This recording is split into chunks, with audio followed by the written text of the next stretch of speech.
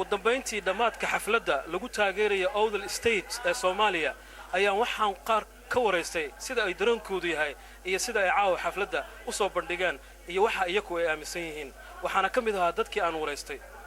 magacaygu saddexaad waxa uu jaan Suleymaan Sudaar Hireesh wallahi aad baan ugu faraxsanahay caawa xafladdan maamul goboleedka Awdal State ee halkan ugu dabaaldegay waa wax caalamka oo dhan looga dabaaldegay ilaa dalkiina aad loo dareensan yahay waana xaflad aan aad u soo dhaweynayo waxaan leeyahay dhammaan reer Awdal State caalamka meesha ka joogaan hambalyo iyo shacabka Soomaaliyeedba waxaan islaahay waxay soo kordhinaysaa Awdal State wax weyn bay soo kordhinaysaa bulshada mandaqada ku dhaqan يعني waxay u tahay iftiin u soo baxay weeye maanta waa qorrax u soo baxday weeye يعني inay u istaagaan oo ka faa'iideystaan loo baahan yahay waxaan islaahay Awdal State ama aan aaminsanahay maaha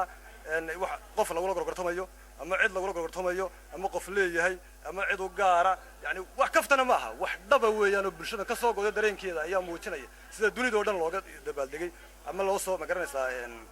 loo يعني loo taageeray mowqifkan insha Allah waxa xigi doona hadda fareenkii guud baan dhisnay mashiinkiina insha Allah waan saari doonaa waan sameyn doonaa taayiradii baan loo sameyn doonaa way dhaaqaysaa hadii la yiraahdo maahan xafladii ugu horeysay oo lagu taageerayo maamul goboleedka Awdal State ee Soomaaliya waxa xaflad noocan oo kale ay ka dhacday wadamo ku yaala dalka America iyo qaaradda Yurub waxa dad badan ay isweydiinayaan oo ay aaminsan yihiin inay tahay waji cusub oo siyaasadda oo gobolkan Awdal State dhawaaqistiisa ku aadan Abdirasaaq Socoto Universal TV Sweden gooni isku taaga maamul goboleedka Awdal State waxaan halkan oran lahaa Awdal State siday ku dhalatay in aan wax ka taataabto iyo waxyaabihii keenay markay wax dhashaan waxa jira wax ka dambeeya oo keenay waxaas inay dhashaan marka sababihii dhaliyay Awdal State aad bay u tiro badan yihiin wax la soo koobi karo walaalayaal ma aha balse haddii aan carabka ku jiido qaar ka mid ah waxa ka mid ah hoos u dhicii ku yimiday dhaqaalaha shacabka reer Awdal State waxa soo food saaray dadka reer Awdal arrimo la xiriira dhinaca siyaasadda hoggaanka siyaasadda oo aan ku jirin gacmaha bulshada Awdal State ayaa keentay Awdal State inay yeelato siyaasadiyada u gaar ah oo shacbiga reer Awdal iyagu rabitaankooga ay ku muujiyaan iyagoo aan cid kale aan isku daba taagin walaalayaal waxaynu wada ogsoonahay Awdal ama shacabka reer Awdal waxa ugu badan ay dhoofiyaan waa aqoon weey aqoon dibadda ayaan u dhoofinaa annaga la nooma soo dhoofiya aqoonta sida la ogsoon yahay gobolka Awdal waxa uu ka mid yahay gobolada ay maamusho Somaliland isla markaana caawa waxa halkan lagu dhaariyay madaxweyne Garyaqaan Rashiid Aw Nuur Xirsi